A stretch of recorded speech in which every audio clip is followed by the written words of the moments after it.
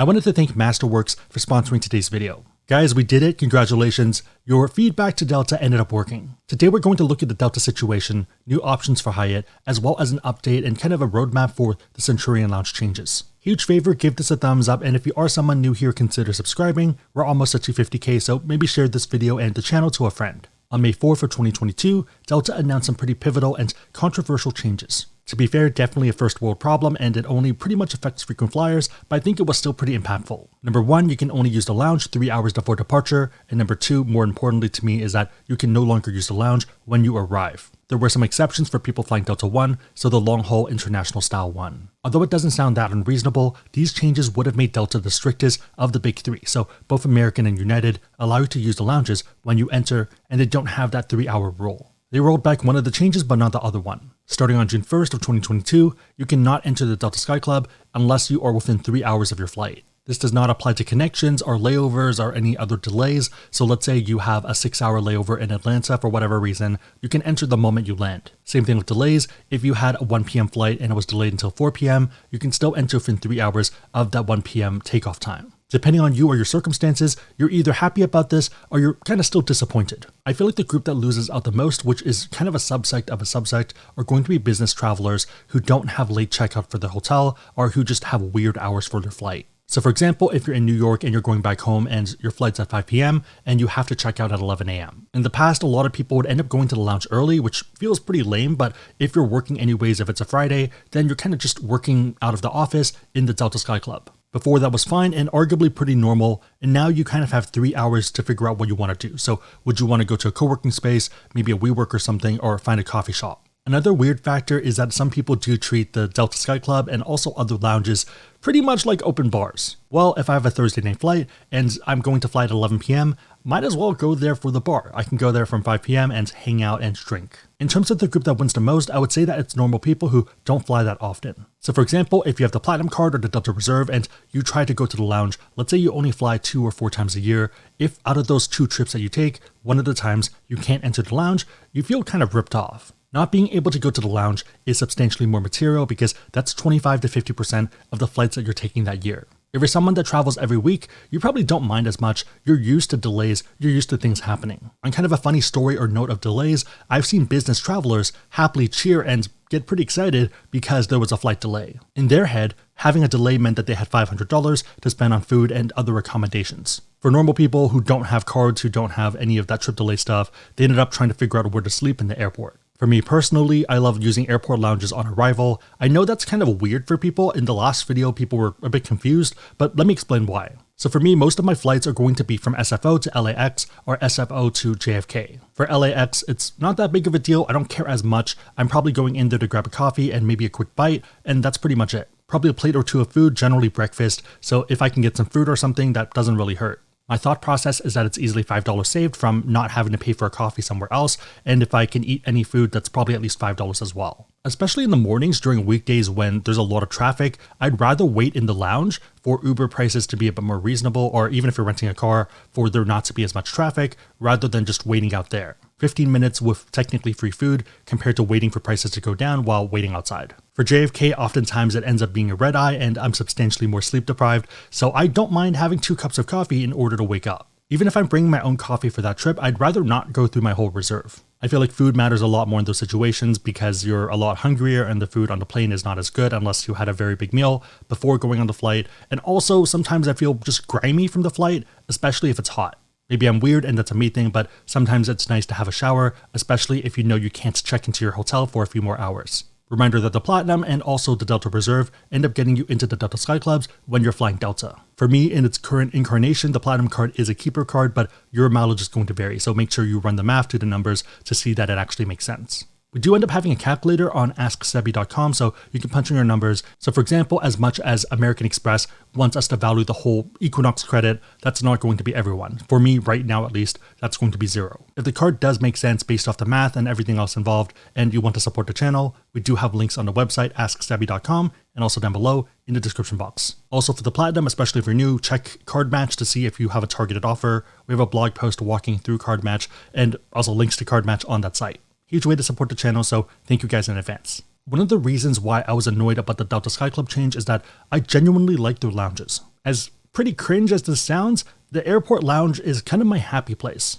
It kind of reminds me of the park where you can go there and you can get a sense of serenity. Especially given how hectic and busy airports can be, I feel like it's a way to step away from everything and get some free food at the same time. When you compare Delta with American as well as United though for the basic level lounges, I feel like the other two are a lot more sterile. Maybe unfair, but a few of the United clubs I've been to have been also pretty depressing. Polaris is a completely different beast and story, and those are amazing, but you generally can't do those if you're flying normally, and it's just a lot harder to get in. I've been a United Platinum and also a Delta Diamond, and I feel like Delta always tries to one-up that experience. In terms of lounges, Delta as well as Centurion lounges have a lot of cool local art and also just other interesting displays. For the SFO Delta Sky Club, you have giant windows, you have a food area and a lot of seating, but in the back you also have a gigantic mosaic of the Golden Gate Bridge. One of the cool things you might not notice is that the pictures that they use for this mosaic are other pictures within San Francisco. So for example, the Transamerica building is used a bunch of times here. Even in the back work area, there's a bunch of these cool little art displays. I know some people hate this type of stuff, but I feel like these little touches end up adding an essence, a soul to it, instead of it just being very sterile. LAX is probably one of the airports that I frequent the most, and I love seeing the Monopoly Man there, as well as the woman by the bathroom. As you can see from my set, I've gotten a lot more collectibles and also art stuff during the last year. You can see the cause, and I have kind of an army of them, a growing collection, and yeah, I think it's cool. I also have a bunch of Finch pieces because I think he is going to be the Andy Warhol of our time. I'm happy to invest in his art, and that's why I've given it to other creators too, and they put it in their sets. That's actually why I bought his NFT as well, and I know some people hate NFTs, but for me, that's pretty much an ownership token, so I can redeem it and get the physical painting, but until then, I don't have it taking up room in my house. It's in his facility, it's in his storage, I don't have to deal with it. That's actually why I've been pretty interested in Masterworks as well. Masterworks is the only platform where you can invest in art, just like 2/3 of billionaires do, but where you can pay a fraction of what they pay. Through Masterworks, you can invest in a portion of many exclusive pieces of art, which is not only super interesting, but in recent times has also yielded significant returns. I'm pretty over-indexed on tech, growth, as well as crypto. It's interesting because alternative assets generally do well during inflation because rich people don't want cash. They want to move out of cash positions, and they're also kind of risk-offing for tech stocks. Funny enough, I was already looking into Masterworks before they reached out to me because they're the go-to platform to invest in contemporary blue chip art. People we know that are more rich have Picassos in their house. We're not at that level yet, but I still want some financial exposure to the Banksys, Picassos, and the Warhols of the world. Contemporary art pieces have outperformed the S&P 500 total returns by 164% for the past 26 years. Masterworks also sold 3 paintings since 2017. Each returned 30% net IRR to investors. You generally want to go for the blue chips when you're investing. Even JP Morgan Chase says that art is one of the highest performing alternative assets. They argue that alternatives are going to be key to the next wave of returns. Stocks had their moment as well as real estate and even watches, and now recently NFTs. I feel like blue chip art is that next obvious push. Getting started with Masterworks is super easy. You visit their website, create an account, browse their artwork like this cool looking one, and you can diversify your portfolio with one of the most stable assets around. There's currently a waitlist to sign up, but if you use my code, you can skip the line and start investing today. Moving away from lounges, Hyatt ended up adding a bunch of all-inclusive properties. I know a lot of you love these, so I might try to review them in the future. Hyatt added 50 of these properties recently. I would argue that their weakness is going to be their small footprint, especially if you compare it to Bonvoy or Hilton where they have just so much coverage. With this new addition, they have the largest portfolio of all-inclusive resorts, and I feel like there's just a demo that really likes them and will keep going to them and will now be Hyatt loyalist. I don't really partake in cruises nowadays, but I feel like cruisers are going to cruise, and I feel like all-inclusive resorters are going to all-inclusive resort. Reminder that you can use your certificates at these new properties. They also have their own levels, which is a bit annoying, but should be pretty straightforward as well. So for Category A all-inclusives, you can use your Category 1 to 4 certificate, which is the one that you get from the Chase World of Hyatt card. The main complaint for that level of property is that the food might not be as good, so that is a balancing act. As someone that likes buffets, I still kind of have a watermark that I want to hit of food quality, otherwise it's not worth going to. I want to eat a lot of food, I want to get value, but I also want the food to taste good. For Category 1 to 7 certificates, you can go all the way up to Category D for the all-inclusive categories. Let's finish off the video by looking at the Centurion Lounge news that you might have missed in the past few weeks. I have covered these in prior videos, but in more bite-sized pieces, and I feel like if you missed any of the videos, then maybe this is new information. Main takeaway is that they're actively and aggressively adding lounges, and they are also updating some of the more antiquated ones or the smaller ones. In 2021, they added 3 lounges, London, Denver, as well as LaGuardia.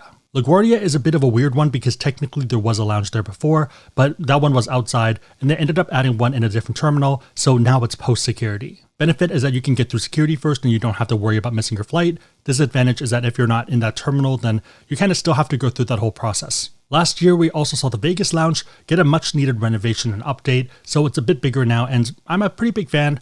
I generally like their food a lot. I've said this before, but I think of the Centurion lounges, they probably have the best food. This year, we're supposed to see San Francisco as well as Seattle get much needed expansions, given that there is a lot of traffic for San Francisco, and Seattle has been pretty small, so that one has always needed an update. There was also kind of a weird meta there where if you were flying Delta, you'd want to go to the Centurion lounge to get food, maybe some fancier drinks, and then eventually move over to the Delta Sky Club, which was a lot bigger and also pretty close by anyways, so it was more comfortable to relax in. Factor in that Seattle is a Delta hub means that a lot of people were flying Delta and that just kind of weirdly made sense.